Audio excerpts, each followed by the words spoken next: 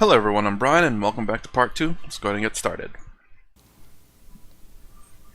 Is it real? Is it a matter of experience? Take it this way. Let's see. At what point is it not a matter of experience? Eyes are the seer and the book is seen. See, I'm advertising the book so much. Eyes are the seer. See the book. Eyes are the seer. The book is seen. Is this real or theory? Real. Blink the eyes. Close the eyes and open the eyes. Did you feel it? Blinking the eyes and opening. What felt it? The mind. Mind is the knower. The eyes were blinking. The mind knew that. So eyes become an object. Mind is the subject. Is this theory or is it real? Real. Thoughts in the mind. I am happy. I am sad. I understand. I don't understand. I remember, I forget, all of these thoughts. Do you experience them or not? Our own thoughts. We do experience them directly. Then those thoughts are object. I am the subject. I, the subject, the witness of my thoughts. This thing, is it real or is it theory? Right? So real, but the amount of confidence has decreased sharply now. That's all right. That's all right. That confidence, if you can honestly, clearly, with clarity say that, that's a huge, huge step forward. That's just one step before enlightenment. Think about it. Think about why you are not confident in saying it. If you are confident in saying it, you are admitting to yourself you are not the mind, you are not the body. The mind and body are objects. That consciousness, that witness consciousness is not an object. Why am I calling it witness? Because it witnesses the mind. Through that it witnesses the body. Through the body and mind it witnesses the world. Why am I calling it consciousness? Because it is giving you conscious first person subjective experience. Without it everything would be blank. Notice. You are open. Are you there? You are watching the world. You are watching me. Are you there right now? Suppose you close your eyes. Now you are unable to see me anymore. But are you there? Yes. Suppose you stop thinking. Mind goes blank. But are you not experiencing the blank mind? Yes. That means are you there? Yes. Whether you are able to see the world, hear the world, taste it, touch it, or not, you are the witness of seeing, not hearing, not hearing, tasting, not tasting, doing things or not doing things. All of that appears to you. You are there. All the movements of the senses appear to you. You are there. If the senses do not work, you will not be able to see, but you are there. If the mind stops thinking, then you will not be able to know anything, think anything, even feel anything, but you are aware of the blank mind. There is a certain blankness, absence of activity going on, that you are aware of. Even if thinking stops, awareness goes on. On the other hand, suppose everything is there. Open your eyes now. World is there. There is a danger of telling people to close their eyes at 2:45 after a nice meal. Tanik samadhi lag gayi. Little bit of samadhi.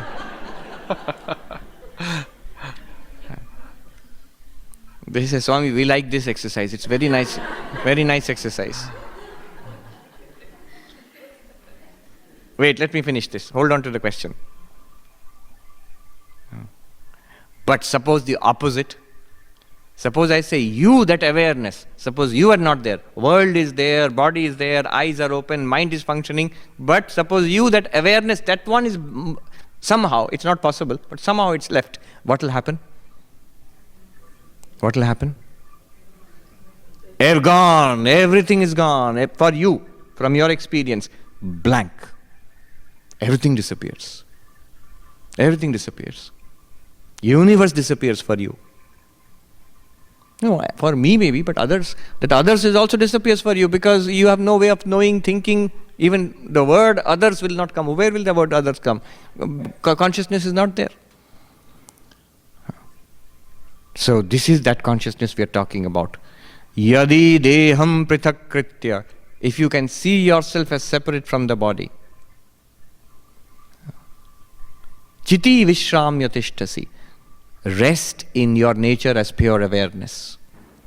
When will you rest in your nature as pure awareness? The interesting thing is, yogi says, you do this is almost like the Sankhyan. But what is the difference? The yogi says, you have to shut down the movements of the mind. You have to close your eyes. Don't see the world. You have to shut down the movements of the mind and remain as awareness. What we did now, did you see the difference in the approach in Advaita Vedanta? Advaita Vedanta says, open your eyes. See the world. Notice that what you are seeing is different from the eyes. Regard the eyes. Notice that the mind is different from the eyes. Regard the mind. Notice that the mind is different from you, the witnessing consciousness. World must be present. Eyes must be present. Mind must be present. Thinking. All is going on. Even the intellect which is thinking these things, that's also an object. Are you not aware of the intellect thinking these things? That one which is aware, the witness of the intellect, that you are. The witness of the I consciousness. When Shankaracharya says, I am not the mind, I am not the intellect, I am not the I. That witness of the I, that's what you are. When Shankaracharya sings, Chidananda Rupaha Shivoham Shivoham, I am of the nature of Shiva, I am Shiva. What is that Shiva nature? I am consciousness and bliss. That's exactly what you are experiencing right now, what all of us are experiencing right now. I will say, I do wonder why they always add that bliss to it, though. It's kind of like saying I am happiness and I am consciousness, or I'm a something with myself. Bliss and consciousness. Consciousness is you, but with bliss too. Wonder why they add that. The only reason why I ask is because to know that you are one thing or another, you have to have the opposite or the experience of the opposite. To know that you're the other. In order to know that you're happy, you have to know what sadness feels like. In order to know what sadness is, you have to know what happiness is. But to say that you are who you are without any other thing to it would be okay, because it's not a comparison. I guess to know who you are, you would have to know what not you are.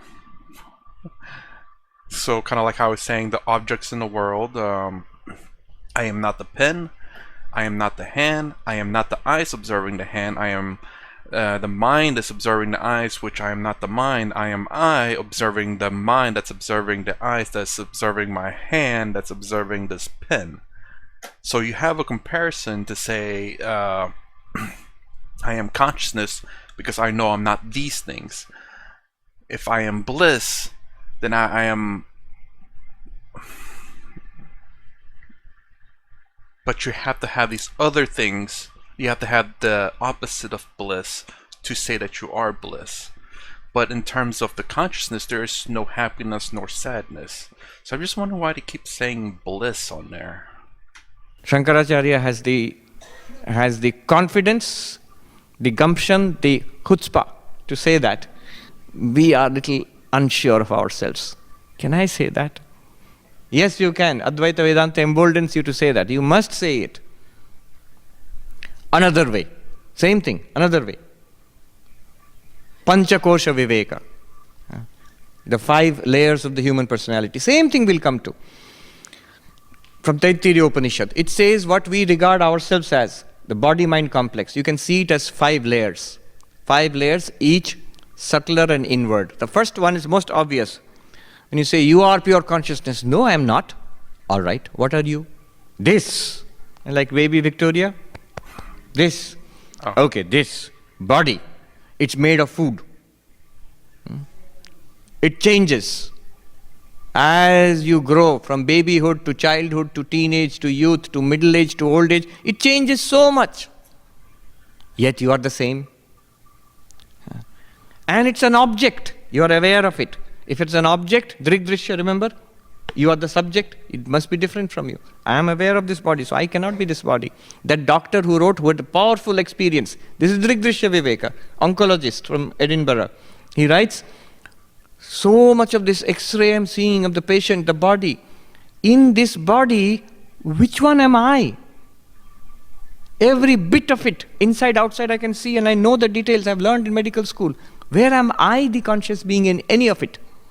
This is Drigdrishya. Body is like that. Another thing. I am awareness, and the body is something I'm aware of. Awareness, not awareness.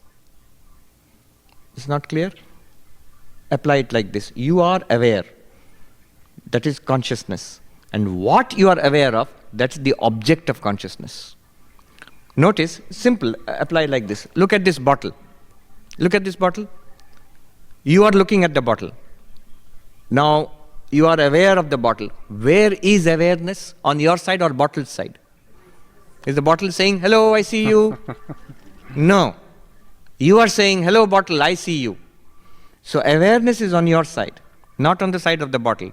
That on which side the awareness is, that is called chit, consciousness. That which you are aware of is called jada, insentient. Sentient, insentient. They can never be the same thing.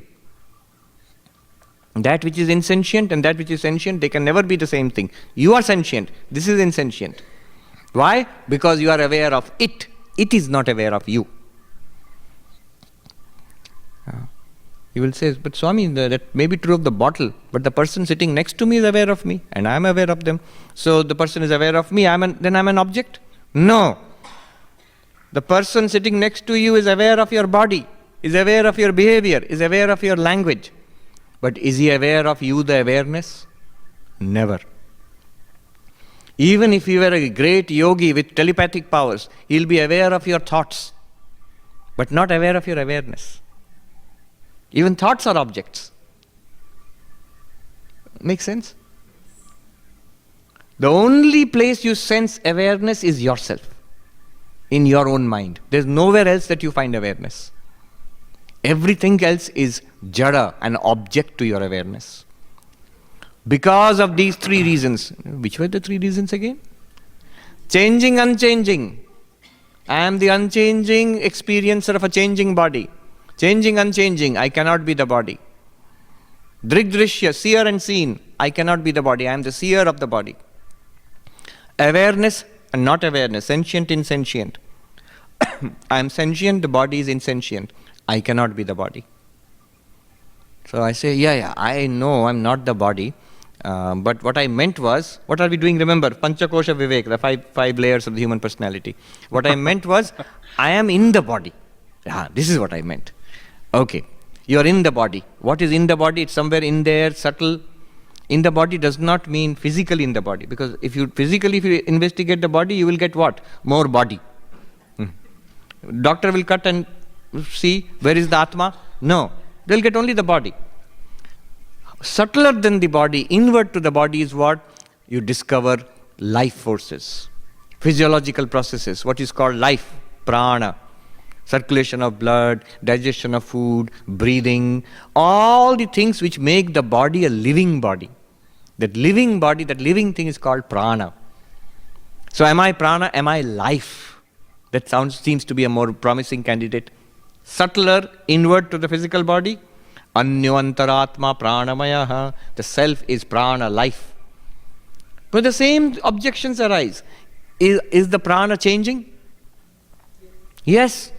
Sometimes healthy, sometimes unhealthy, sometimes hungry, sometimes satiated, sometimes energetic, sometimes tired. The tides of prana are ever moving in and out of the body.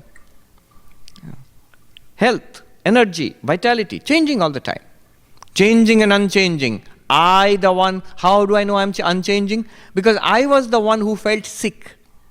Now I am the one who feels quite all right. I am the same one. The sick one was not different. And I am not the healthy one who's different. Once Swami was there, the oldest Swami of our order. At that time he was nearly 100. He got a cold like that. And I was in the hospital at that time, so he came and so he's of the old school. So he came and admitted himself. That means he walked into the hospital and lay down on the bed. Then the doctors came running, Swami, you cannot do this. You have to be admitted, there's paperwork to be done. He said, I feel sick, so I'm just, here I am, treat me. He was the oldest patient, I was the youngest patient. Then one day he felt all right. He was about to walk out, there was a big commotion. Doctors, nurses, they're all running to catch hold of him. He said, I'm all right, I'm going now. No, you have to wait. And they had to have emergency discharge for him because it's very difficult to hold on to him. You cannot say, the sick one is somebody different, I'm the healthy one, I'm leaving now. No. You are the one who felt sick. You are the one who felt healthy. That means you have not changed. But the prana has changed. Changing, unchanging. You cannot be the same thing. I cannot be prana. Drigdrishya. Are you aware of the prana? Whole mindfulness industry depends on your answer. $1 billion industry. Why? Be aware of the breathing in, be aware of the breathing out. If you are not aware of breathing in, breathing out, finished. Be aware of the breathing in, be aware of the breathing out. Mindfulness meditation depends on that. But Vedanta has a different take on it. Vedanta says, if you are aware of the breath, then you are not the breath. The breath is drishya. You are the drashta. You are the awareness of the breath. Breathing in, you are the awareness, which is aware of the breathing in. Breathing out, you are the awareness which is aware of the breathing out. That awareness is unchanged. And you are the witness. The awareness must be different from that which is aware of. Drashta, drishya. You are not the prana. Sentient, insentient, remember the definition? You, the consciousness, are the sentient. And whatever is an object to you is the insentient. Who is aware? Are you aware of the in-breath or is the in-breath aware of you? You are aware of the in-breath and the out-breath. Therefore, you are awareness on your side, and in-breath and out-breath are objects. Chit, jada, sentient, insentient. Therefore, you cannot be the breath. Because of these reasons, prana is also not you. You are not the prana. Yes, but I am the mind. Yes, now I have got it. I am not the breath, I am not the body, but I am the mind. Apply the same insights. These are called prakriya methods. Apply the same three. Changing, unchanging. Does the mind change? You're laughing, is it? Oh boy, does it change. Moment to moment, hour to hour, day to day, year to year of life. So many things. Thoughts keep coming and going. Likes and dislikes change. Memories fade away. Understanding comes, confusion becomes clarity. Clarity becomes confusion again. Yeah? From childhood ignorance to college, Harvard University, degree. Then in a lot of knowledge. And then Parkinson. Forgotten. Knowledge changing. Mind changes continuously. Knowledge changes. Your memories fade away. Desires change. Personality changes. You are aware of all of those things. So, changing, unchanging, you cannot be the mind. Is the mind an object? Are you the seer of the mind? We just did that. Yes, I am the drashta, mind is drishya. Drashta and drishya must be separate, seer and seen. You are the seer of the mind is seen, you are not the mind. And most stunning of all, consciousness is where? On your side or on the side of the mind? Because we say, no, immediately we think the mind is conscious. If anything is conscious in the world, Swami, this is too much. Mind is conscious. If you argue brain is not conscious, I will give you that. But if you now are saying mind is not conscious, this is too much, Swami. But take a simple example. The example I always take is, take a simple example. Think a simple thought, 2 plus 2 is 4. Think it right now. You are aware of the 2 plus 2, 4. On which side is awareness? On your side or the 2 plus 2, 4? You are aware of 2 plus 2, 4. 2 plus 2, 4 is not aware of you. It's not saying you have not thought me for a long time. It's not saying that. You are aware of it. It's just like mental talk. 2 plus 2, 4 is just like mental talk. All thoughts are like that. They're like mental talk. They are not aware of anything. They are not aware of themselves. They are not aware of you. But you are aware of them. And you are aware of yourself. So, sentient, insentient, you are not the thought also. Similarly, inwards, anyantaratma vijnanamaya. See, the Upanishad is taking us, Vedanta is taking us step by step, inward, subtler and subtler and subtler.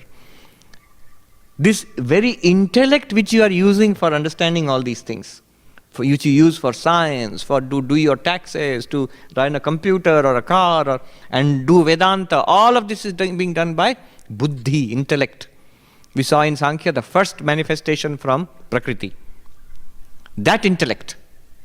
Am I the intellect? That seems to be right. I am that power of understanding. But apply the same logic. Changing or unchanging? Intellect changing. Are you aware of the workings of the intellect? Yes, introspect, you will immediately be aware. And is the consciousness on the side of the intellect or on your side? On your side. Even intellect is lit up. The insights of the intellect are lit up by awareness. You are consciousness. Intellect is something that you are conscious of. I am not the intellect either. Push beyond that, you will hit a blankness. That blankness, am I the blankness? Again note, are you aware of the blankness? Yes. Then the blankness is an object. You are that which is aware of the blankness. If you push beyond the blankness, it's the same thing, changing, unchanging, drashta, drishya, and sentient, insentient. If you apply those three rules, you will see, I cannot be that blankness. That's that Anandamaya Kosha, the last sheath of the human personality. Beyond that is the real you. And we wait at that point. Yes, now he's going to tell us the real Atman. I'm going to be enlightened now. And the Upanishad keeps quiet strategically at that point. Layers, physical body, I'm not that. Changing, unchanging, object and subject, sentient, insentient, good. Then the prana, I'm not that. Changing, unchanging, subject and object, sentient, insentient, all right. The mind, same three rules. I cannot be the mind. Intellect, I cannot be the intellect. The blankness beyond the intellect. Remember, all of these things are available for your inspection right now. You look inside yourself, you will find all of them. Then after that blankness, now I'm waiting. He will surely tell me. Upanishad will surely tell me, now reveal to me my real nature as consciousness, and I will be enlightened and be done with the Vedanta thing and get back to my life. I will say though, in terms of that blankness, a lot of people probably can't get to that. I've accidentally got into that one time, and I don't know how I did that. I tried to do it again. I'm just so distracted. I noticed like my hair movement, the wind blowing unevenly across my body, and then the noises of the house and whatnot. It's just everything's so distracting.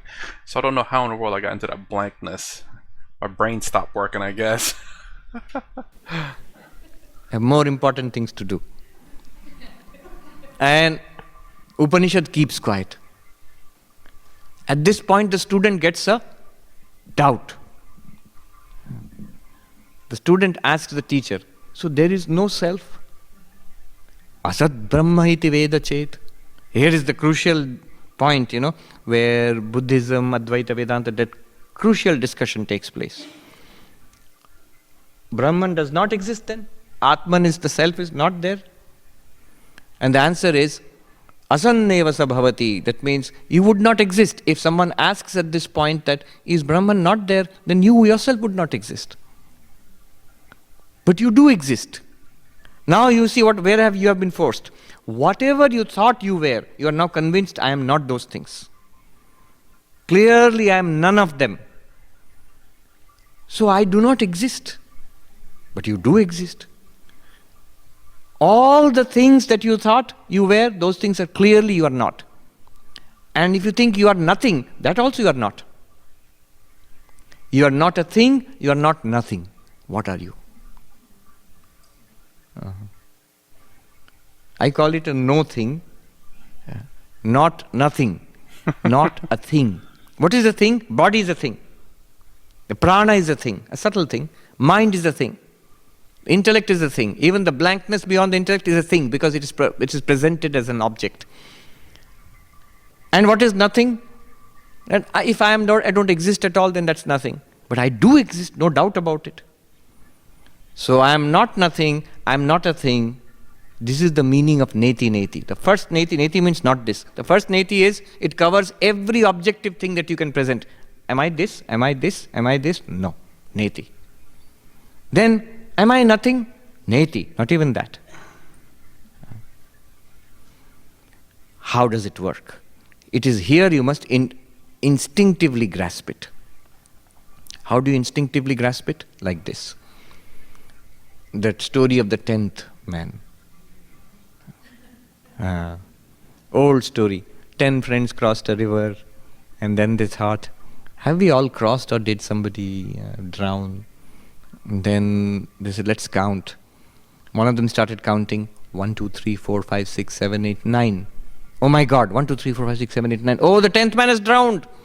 So, and the others said, you are not doing it right. Let me try. They all tried. They found only 9 people. Obviously, they were not counting themselves. And they started crying. Then somebody passed by and asked, why are you crying, my friends? Oh, what a tragedy, sir. We were crossing the river and our friend, the 10th person, died. How do you know the 10th person died? Because we counted. There are only 9. There were 10 of us to start with. Now there are only 9. Whoa, okay, so that story, they counted before they went across the bridge or the river. Let's see what the story says. That's weird. So they counted before they crossed. There was 10. Now there's 9.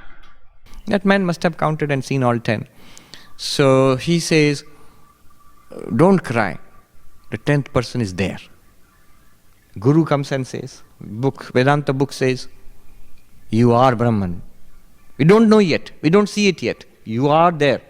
Right now, right here, you are it. All problems solved. It's there. But you don't see it. So that is the stage of what is called paroksha jnana, indirect knowledge.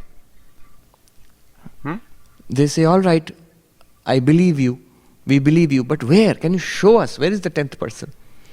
Then the wise man says, do count again. We counted. No, humor me, count again. So they start counting.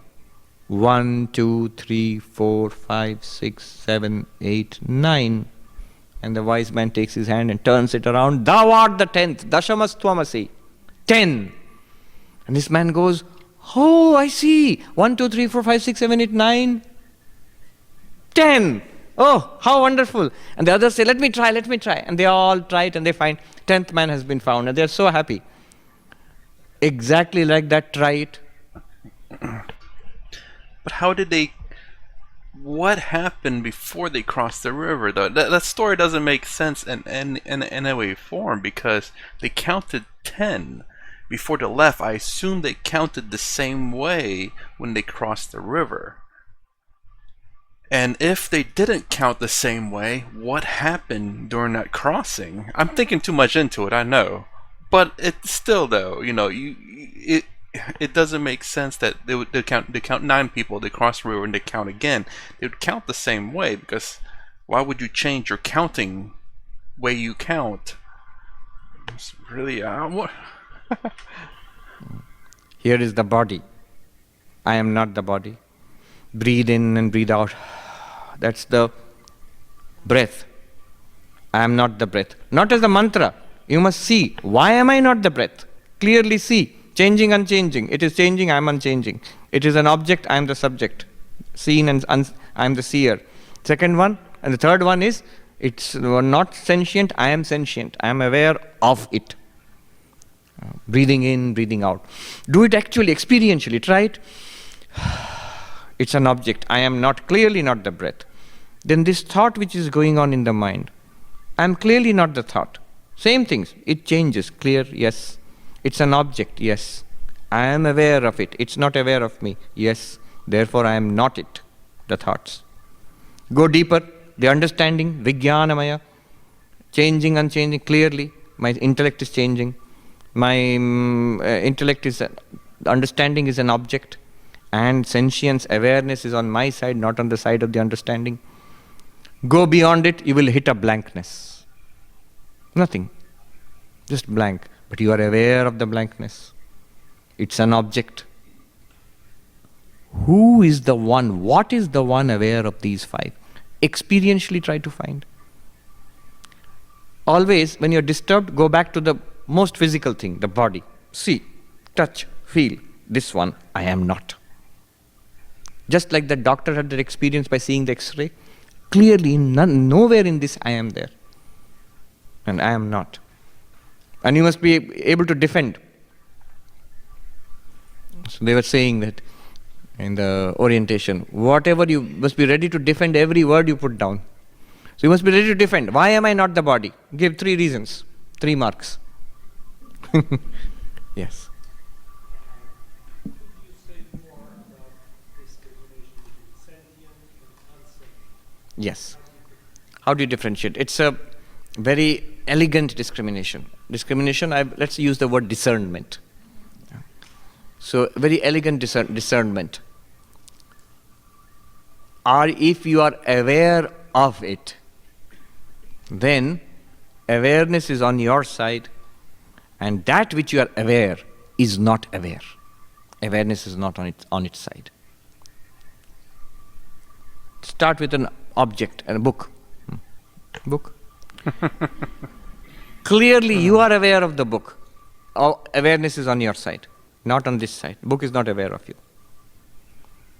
You might at this point say, yeah, that's true of the book. But if I look at you, Swami, I'm aware of you, but you are also aware of me. But again, the answer is, I'm aware of your body. I'm aware of your gestures. I'm aware of your speech. If I were a telepath, I would be aware of your thoughts, but I would never be aware of awareness itself. So, awareness never becomes an object. Awareness is ever the subject. And whatever you are aware of is insentient. The awareness itself is sentience. It's a very elegant knife. You would apply it in your experience, you will see clearly it will divide into two parts. The pure subject and everything else. Yes. Okay, I was thinking about all that stuff he was saying. I was trying to think along the lines of the opposite. If you apply that you are also changing, but I still could not think of anything to necessarily support that.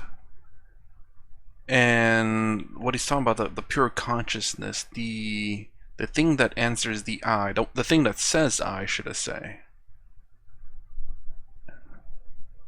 I really can't find any argument against it, at least not at this point.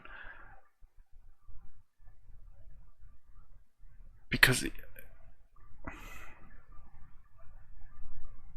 your thoughts, your mind, your thoughts, your mind, it's all changing based on experiences in your life.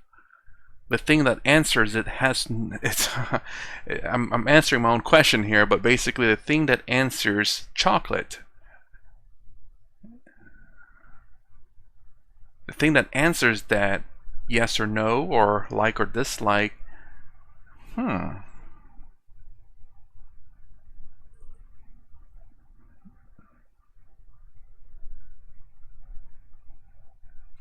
so chocolate ice cream. Why would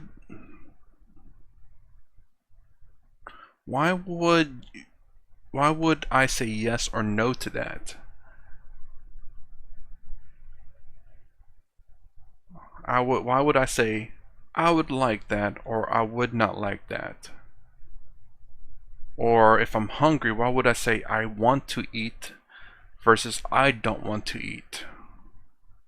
Actually, maybe I'm not answering my question now. Why is he says that the Turiya, which is what it's talking about, your true self, is unaffected by the world. So, but if you're hungry though, you say, I want to go eat. Am I wrong? I mean, if you're hungry, you're starving, you're thirsty, you want ice cream or whatever sweets, you would say, I want to go eat, or I want to drink, or I want some ice cream. And then you go do it. So is your consciousness, your how do I say?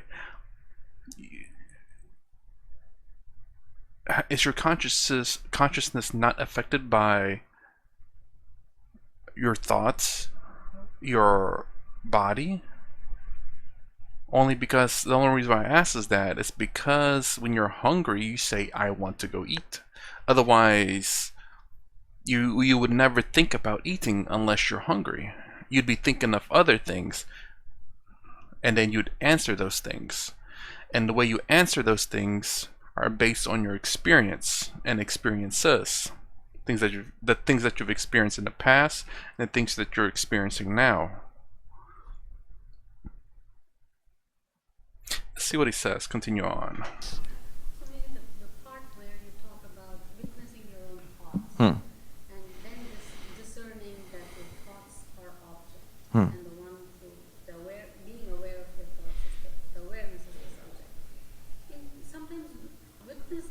person itself feels like a function Hmm. of other portions of the mind. Correct. How do we get past that? Do you see the question? Important question. Is it not the mind itself witnessing the mind? True, the mind can witness the mind. It's called introspection. Look inside. But the interesting thing is, when the mind is not witnessing the mind, you're not actually trying to see what's in your mind.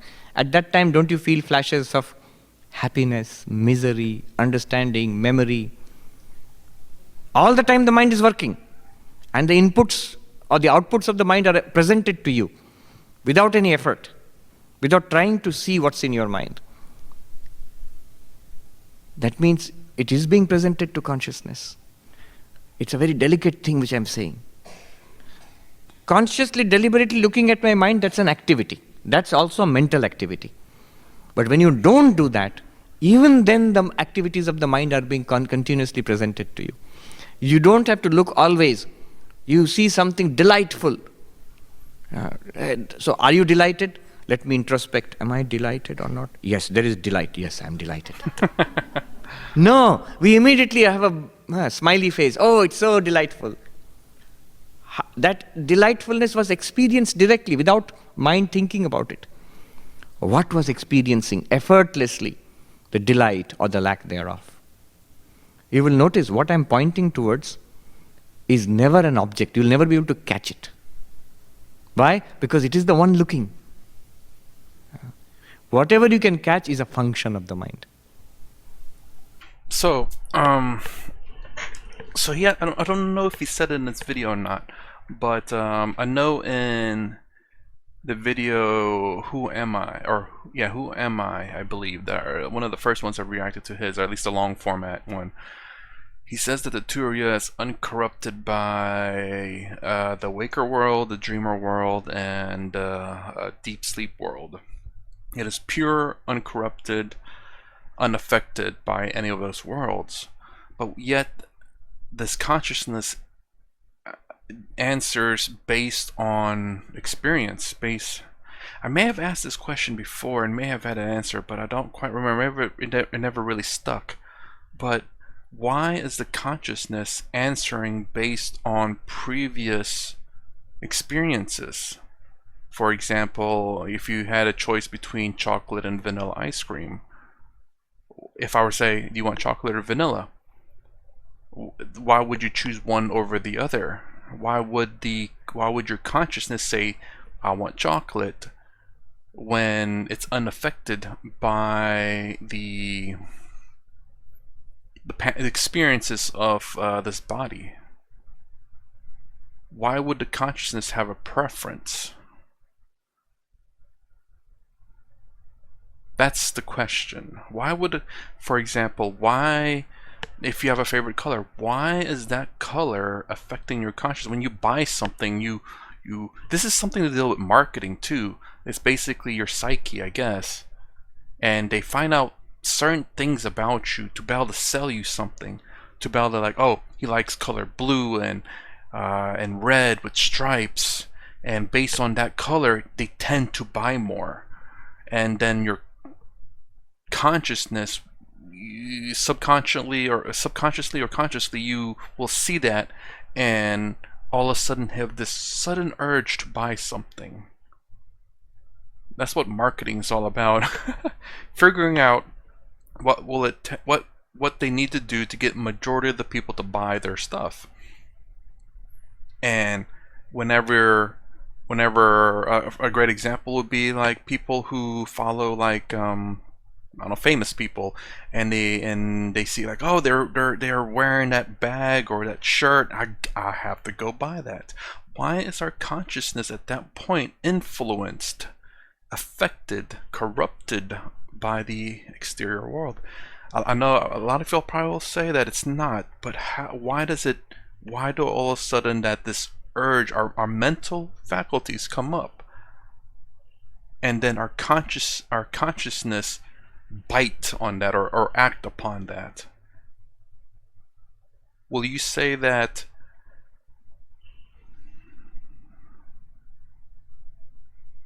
Well, no, if you're not the mind and you're not the thoughts, then that should not affect you. Maybe it's because we're not aware that we are separate from the mind and thoughts, that we fall for this corruption, I suppose. We fall for the distraction, should I say, of the mind until we realize that we're separate from the mind. But that doesn't I don't know if that still changes the fact that Arturia does get influenced by the experiences that we have. Huh. I do wonder, I wish I could have asked him a question. Is it real? Is it real? It dies down when we said about the witness. Because you said yourself it cannot be known. So even if we are aware of being aware that it cannot be, we cannot know it. We cannot I wish you would repeat the question of what they're saying so I could hear what they're trying to say. Correct.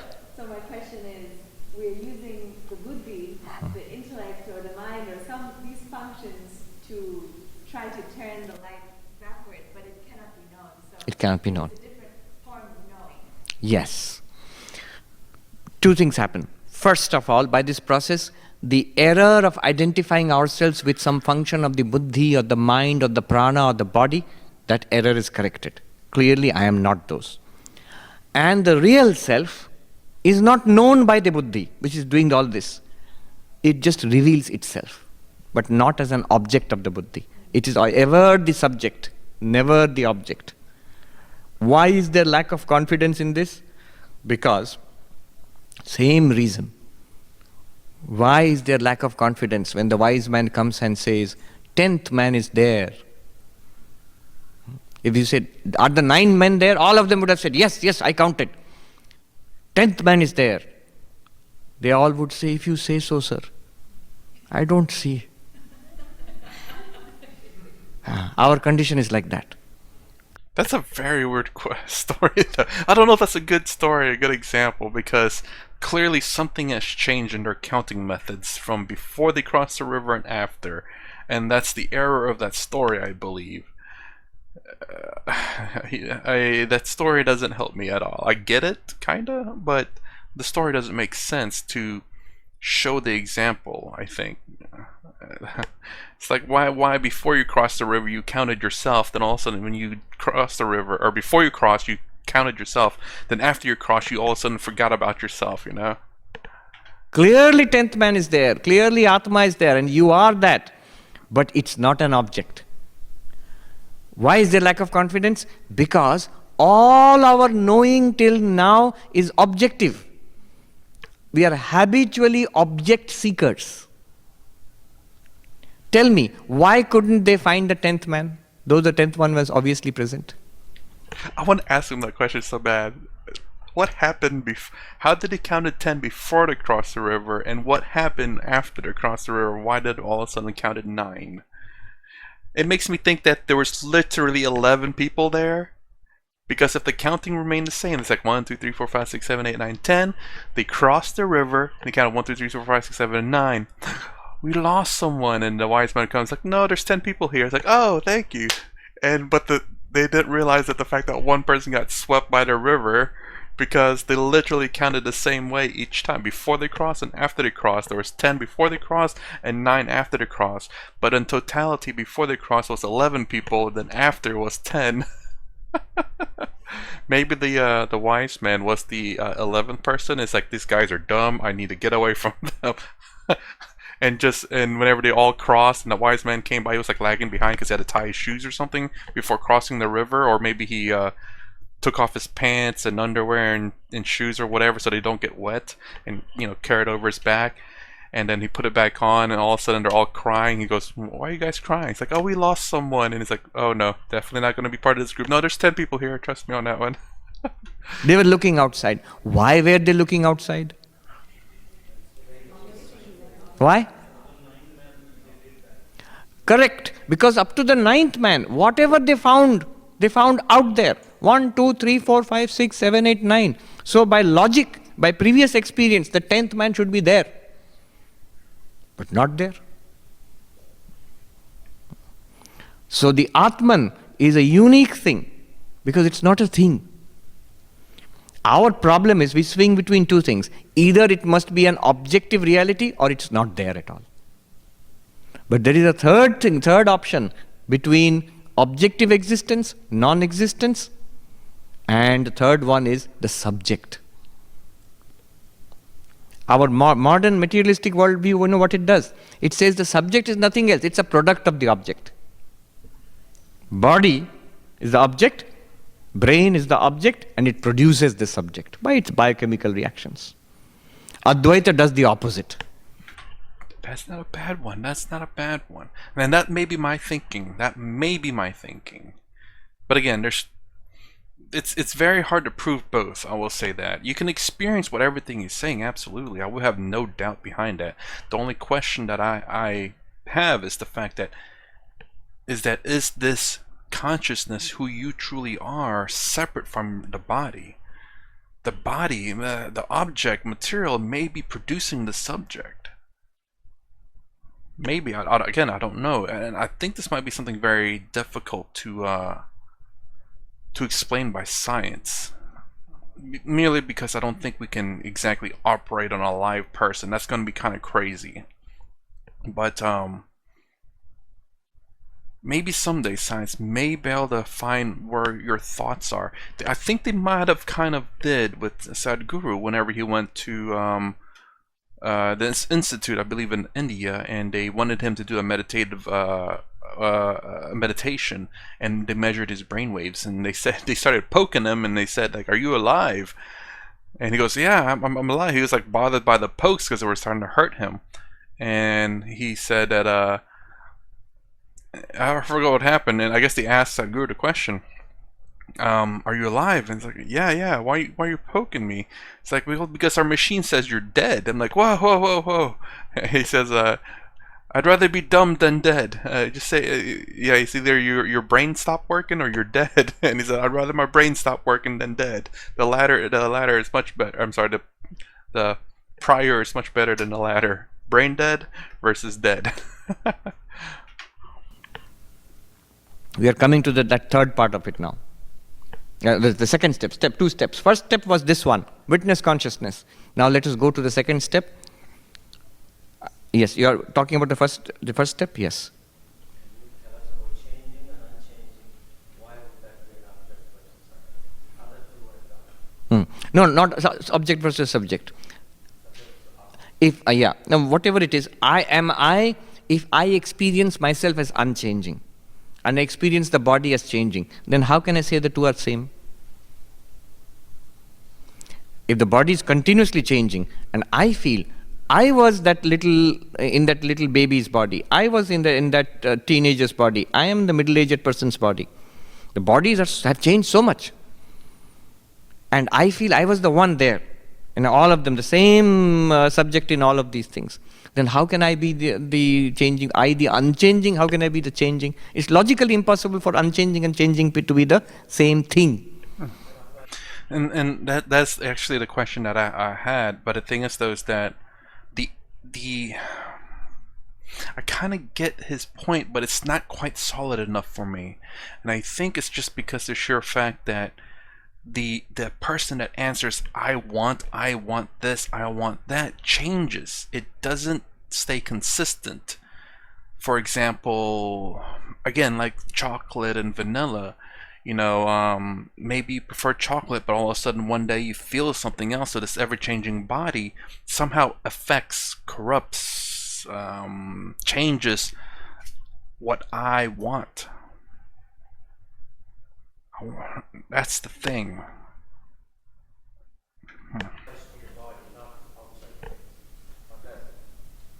Example? Uh-oh. Yeah. Yeah, because we don't have to apply it there, because I never think I'm the book. Yeah. So the book changes, okay, let it change, it's nothing to me. But I think I am the body. And then what it does is this thinking, it exposes a logical flaw in our thinking. I think of myself as this unchanging being, and I conveniently ignore the fact that the body is a torrent of change. It's a conglomeration, a torrent of change all the time. And yet I ignore that. I think I am this. But if you're asked which this, that little baby, the child, the teenager, the youth, the middle-aged person, the senior person, which this, they're not the same thing at all. It's one process, no doubt, but like a stream, continuously. Heraclitus said, you cannot bathe in the same river twice. The body is like that ever-changing river. It's a flow. Which one are you? That's what the logic is. Now, the next thing is, so now we have clearly made a distinction. Consciousness, not consciousness. What is changing, unchanging? Subject, object. I am the witness consciousness. Everything else, mind, body, external universe, all of them are object. Physical object, universe. Physical object, body. Subtle object, prana. Subtle object, mind. Subtle object, intellect. Causal object, Anandamaya Kosha, the resolved state of the mind, deep sleep. But they are all objects. Now this is not non-duality. This is duality with a vengeance. This is Sankhya. Do you see? Purusha and Prakriti Viveka has been done. If you could confidently do that, you would have attained enlightenment in the Sankhyan sense. Notice, how is this useful? What good does it do? There's a lot of good. The second arrow, why does it come? Because I think I have been hit by the first arrow. Then that pain comes, reaction comes, anger comes, misery comes, disappointment comes, frustration comes. But all of that is body-mind. Yes. At that stage, Swamiji, I still feel like it's mine. Uh-huh. If this person was dead, Hmm. I'm not going to be that unhappy. Would be. She's not happy with that. But my body is being hit. Hmm. So I am not the body, but it's mine. Hmm. So how do I remove the mind? I and mine. See, that being hit and the sensation which it produces, is that not also an object? Mine is not is also a problem, but look at it this way. Why do I have problems with it? Because if I say, yes, it's an object, but when you cut it, it burns, it hurts. When you cut that thing, it does not hurt me. It hurts here, it hurts me. But if you go a little deeper, where is the hurt? Is the hurt also not an experience? Yeah, I mean, I Hurt get is a that. sensation, isn't it? An unpleasant sensation. But a sensation is as an object presented to the awareness. It's also not me. You experience It's a very it, unpleasant so- sensation. If you can actually, don't try too harshly, but if you try actually a little bit, if you pinch and see, notice, as this is an object, the sensation in your hand as pinching, that's also clearly an object to me, the consciousness. You're experiencing it. Now, And it is changing on top of all of that. And what I mean by that, it's not hurting, it's hurting. You let go, less hurting, to less and less hurting as it progresses. So it's a changing thing. So it does change. It's something that you experience, and it has no consciousness. So it does have those three factors that I was talking about earlier. you treat this as a physical object and that sensation of pain, that pinching, as another subtle object, then you will see a distance, a kind of gap opens up between you and the so-called pain. It will no longer be my pain, it's a pain. My body's pain. It's a sensation. A pleasurable sensation, unpleasant sensation, not me, not mine. A sensation. Why would I think it's mine? If I see this thing here, do I think it's mine? No. If I see this shirt here, do I think it's mine? No. What? In what sense is it mine? You own it. This body, is it mine? Yes, it's mine. Why? Why? Because, well, I would say that because not that you're aware of it, but you have control over it. I guess he may be talking about mine in a different way in terms of maybe not necessarily ownership, I don't think. See? Huh? You're inside it? Or is it inside you? Why do you think it's mine? What Sadhu in Uttarakhand put it nicely. Did you make it? No. Do you own them? Huh? Are you stuck with it? Very interesting. Are you stuck with it? No. Every night when you go to sleep, you continue to exist in your dream world. The body is nowhere present in your awareness. Tell me. Are you stuck with the body? Ooh, that question now is a yes and no. That is a yes and no question because every, I don't know, 4-8 years, you literally are a completely new person. That's not a single cell in your body that's the same 8 years ago. Completely new cells. Your skin is completely changed. Your hair, your eyes, your brain, all new. Or some still might be old because some might renew every year or something like that. It's a recurring subscription. You have to keep feeding it food. But that's the thing that I wonder. I made an example about a boat. So if you create a boat and, the first time creating, boom, brand new boat, then you continue to hold on to that boat and you have to make repairs, you change out certain parts. Eventually you're going to make enough changes to that boat that there's no original part anymore. Is it still the same boat? It's technically no, but at the same time, yes. When you are awake means, when you are connected, awake and being stuck with the body is the same definition. In Mandukya Upanishad, what is the definition of being awake? Being consciousness connected with the sense organs and the physical universe. That means with the body. That is the very definition of being awake. There is no problem. If I am stuck with the shirt, that's a problem. But at sometimes I wear the shirt, no problem for me. It is not me. Sometimes you have the body, it's good. When am I not stuck to the body? What about your dreams? You wake up and you say, all that was false. Fine. But did you not continue to have conscious experiences? Doing things, hearing things, enjoying, suffering. Another body, another place, things happening, all imagined in the mind, no doubt. But without any feeling of being this sleeping body. That means you can continue as a conscious entity without any reference to the body.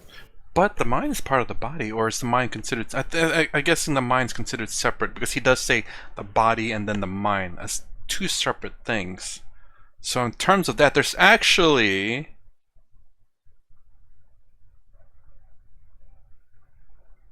There are some people who act out their dreams.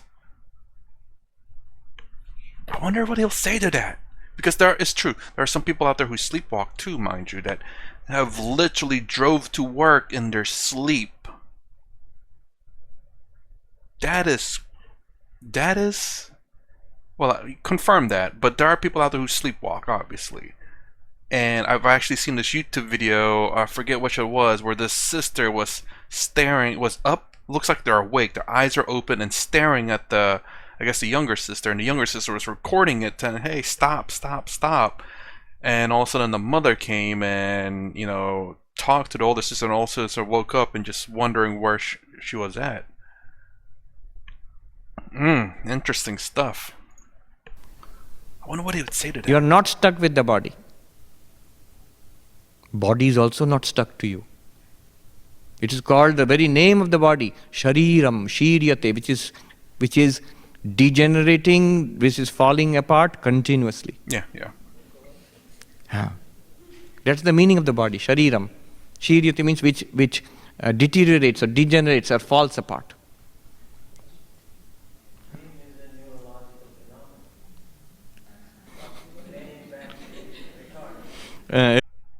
This exact same experience we had in I'll come to you. In Calcutta University, Atma Priyanji I told you about. Once we went, he was giving a talk on Mandukya Upanishad. We see that in the deep sleep there is no body. One physiology professor indignantly stood up in Calcutta University. He said, "What do you mean there is no body? I can see the fellow lying there and snoring. How is there no body?" You are seeing a third person's perspective outside the sleeping body. But I'm talking about the conscious being you, who's experiencing deep sleep. Where is the body in deep sleep? For you. From third person perspective, you will immediately say, deep sleep is a neurological phenomenon. But what is behind the words neurological phenomenon? Until you can prove beyond doubt that our consciousness, this awareness, is a product of the brain and nervous system and nothing beyond that. That it is associated with the brain and nervous system, nobody denies. Nobody denies. How can you deny it? You take a cup of coffee, you feel more alert. If somebody has mental disturbance, you take a pill, you become calm again. That means both ways. Mental disturbance, unhappiness, it damages the health of the body. Take chemical substances into the body, it affects your mind. So definitely there is a connection. But is your consciousness produced by the brain? Is consciousness a neurological phenomenon? This is the crux of the problem. That's what David Chalmers points out. See, look at it this way. In fact, Advaita Vedanta, I'll complete it in two philosophers, modern philosophers. David Chalmers says there is no way in which you can show that the physical body, living brain and nervous system produces consciousness. Associated with consciousness? No doubt. Produces consciousness. How?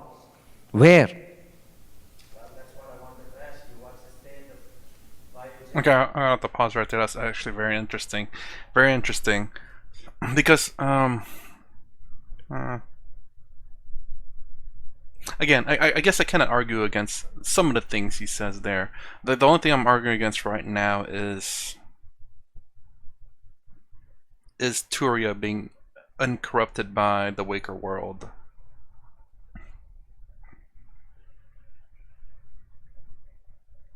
And that is because, and I was thinking about the mental disturbed, where they choose to do things that are wrong. Like, there are some people out there who have a mental illness, and then there are people, when those people get help, and all of a sudden, whenever they say, I want to do something, it changes. So clearly, what I want to do, what I want changes. The I may not change, but its influence, the answering portion of the I doesn't change, but it is influenced or corrupted, influenced by the experience of the mind and body. I definitely have to think that out a little bit more. Let me know what you think. Anyways, that's part 2 for Jnana Yoga, the Path of Knowledge, Swami Sarvapriyananda. If you like my content, please consider subscribing. Thumbs up, thumbs down, and below. Thanks for watching. I'll see you in the next vid.